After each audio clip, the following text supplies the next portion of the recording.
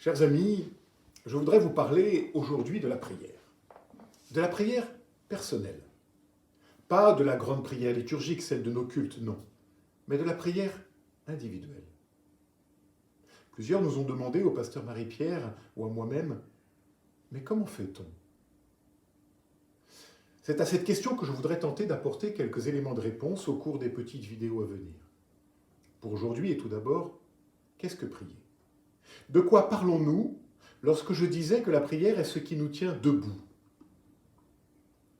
Le grand spécialiste du Nouveau Testament, le professeur Daniel Marguerat, le dit très simplement.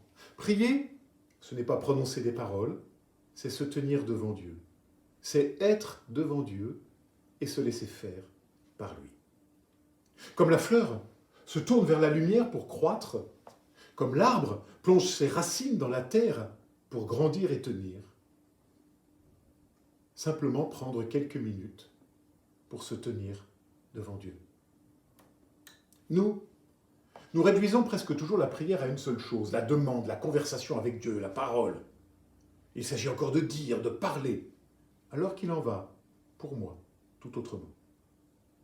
La prière est d'abord une mise en présence, une reliance, un déplacement, un décentrement pour se replacer devant un autre, devant Dieu.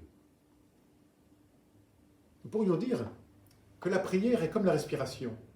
Elle est composée de deux éléments indissociables, l'inspiration et l'expiration. À ces deux mouvements de la respiration, l'inspire et l'expire, correspondent les deux mouvements fondamentaux de la prière, l'écoute et la parole.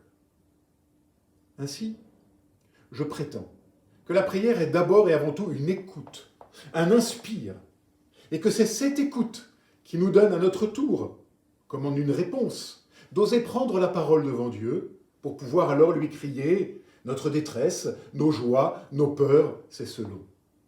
Mais d'abord il y a l'écoute. Ce qui caractérise la prière dans les évangiles, c'est cette possibilité de se poser devant Dieu et d'oser une écoute attentive. Et pour cela, il faut au moins deux choses, prendre du temps et prendre de la distance. Il y a ce mouvement essentiel qui résume tout, se mettre à l'écart. Ainsi, la prière sera d'abord un mouvement, un déplacement, aller dans la pièce du fond, dans le secret du plus intime, et là, se mettre à l'écoute. L'Évangile, selon Matthieu, nous en donne une très belle illustration dans ces versets qui précèdent directement l'enseignement du Notre Père.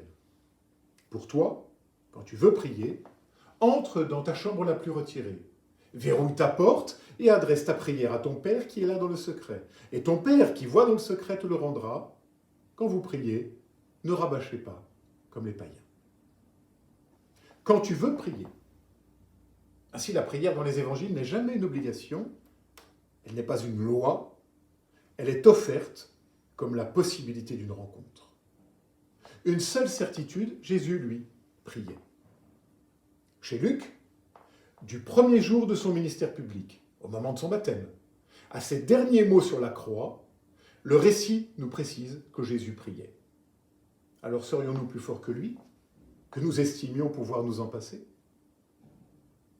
Amis, la prière est le lieu et le temps de la rencontre.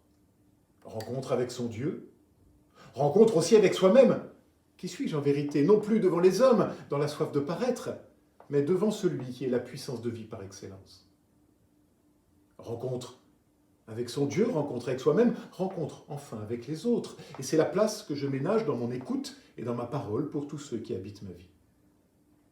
Et je pense que dans notre vie moderne, où tout va si vite, où tout évolue, change, bouge tout le temps, où il faut toujours justifier, expliquer, commenter, dans ce temps particulièrement compliqué et angoissant du confinement, prendre ce temps du silence et de l'immobilité au cœur de nos journées peut nous être salutaire. Comment faire cela? Eh bien, nous le verrons la prochaine fois.